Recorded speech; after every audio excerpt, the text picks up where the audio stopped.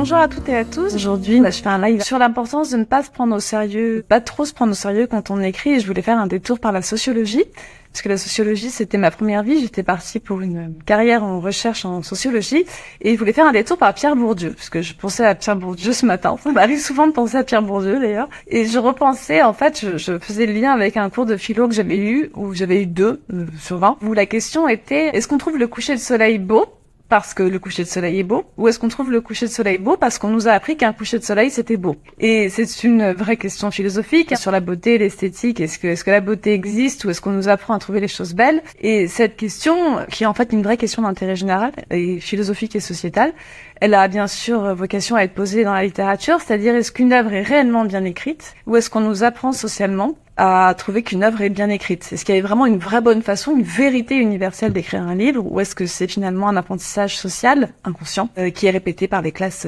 supérieures, aisées et intellectuelles de la société? Je me suis rappelé ce qu'avait dit Pierre Bourdieu. Alors mes souvenirs sont flous, mais je me souviens quand même de ce que Pierre Bourdieu a dit sur les arts et notamment sur la littérature.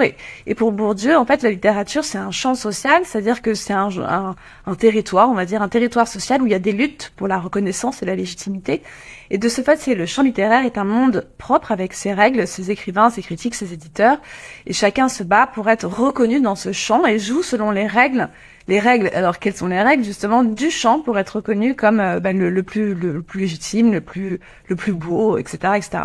Les règles du champ littéraire, finalement, elles sont données, c'est très sociologique ce que je vais dire, ça fait sociologie de gauche, mais c'est quand même assez vrai. Les règles, elles sont données par ceux qui disposent du capital social et intellectuel pour comprendre les règles, c'est-à-dire en général les classes supérieures et intellectuelles qui ont eu accès à l'éducation et à la culture de la langue française à proprement parler, et c'est ces personnes-là qui ont eu accès, en fait, plus que les autres à ce monde-là, qui ont eu le pouvoir de donner les règles du jeu du monde littéraire en disant ça c'est bien écrit, ça c'est un beau style, et je sais pas quoi vous dire, ça c'est l'atteinte de mon rythme, etc. Et finalement, le règle du jeu littéraire est donné par ceux qui disposent du capital social et intellectuel et symbolique du monde littéraire.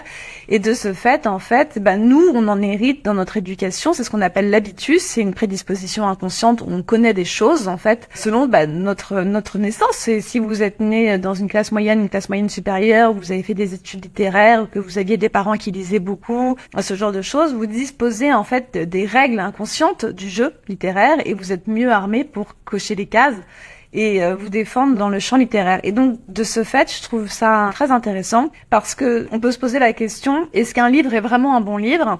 Il est évident que la reconnaissance symbolique donnée par les gens du monde littéraire sur un livre contribue à nous faire voir ce livre comme un beau livre. Par exemple, je trouve que la comédie humaine de Balzac, je trouve ça très bien écrit, je trouve que les personnages sont parfaits.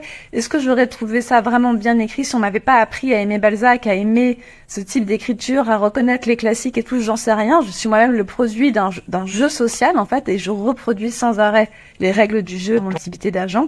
Et ça me dérange parfois quand j'y pense. Et en même temps, je me dis que c'est comme ça que fonctionne la société dans tous les domaines. Maintenant, on va laisser tomber toute cette partie de la recherche sociologique. Ce que je voulais vous dire, c'est il faut qu'on se prenne au sérieux dans notre façon de faire notre travail. Il faut que vous vous preniez au sérieux dans ce que vous estimez le mieux pour votre manuscrit. Et en même temps, il faut qu'on se prenne pas trop au sérieux parce que, en fait, on est nous-mêmes les ustensiles d'un jeu qui nous dépasse, où on reproduit les règles. En même temps, il y a des règles qui évoluent. Il y a des gens qui s'affranchissent des règles et qui engendrent de nouvelles règles, heureusement. Et on ne fait que concourir, en fait, dans ce champ avec les outils dont on dispose et ce qu'on connaît comme capital social de la littérature. Et on fait du mieux qu'on peut, mais il n'y a pas de vérité. Il n'y a pas une vérité en termes de littérature. Il n'y a pas un vrai beau livre. Et donc, du coup, il faut qu'on se détende parce que, en fait, c'est une course vaine. C'est la vanité, quoi.